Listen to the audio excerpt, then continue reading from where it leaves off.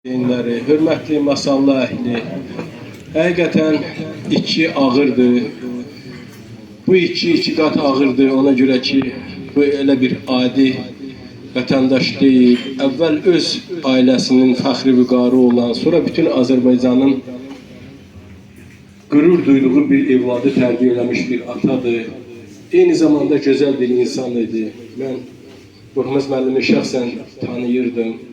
Sözünün giyəsi, zəhmətsevər, xeyriyyəçi, əhalinin tək şəhid ailələrinin yox, hamının dolanışığı ilə mütəmadi maraqlanan bir gözəl insan idi. Bizdə olan məlumatlara görə hətta bu mərasim evinin də inşasında, tikilməsində rəhmətliyin böyük rolu olub. Buna görə də biz bu insanı çox böyük hörmətlə, izzətlə, onun ruhuna böyük hörmətimizi bildiririk ki, sözün doğrusu hərdən heç mən şəklinə baxanda tam qəbul edə bilmirəm ki, o dünyası dəyişir. 2 gün ondan qabaq biz dəfn olunduğu yerin işıqlandırılması ilə əlaqədar söhbət elədik. Ora ağaçlar əkmişdik.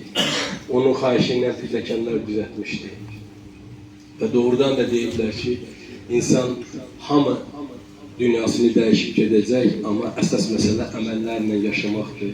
Biz hesab edirik ki, Qorxmaz müəllimin gözəl əməlləri var. Özündən sonra qalan evlatları da onun xoş əməllərini, işlərini davam etdirəcək.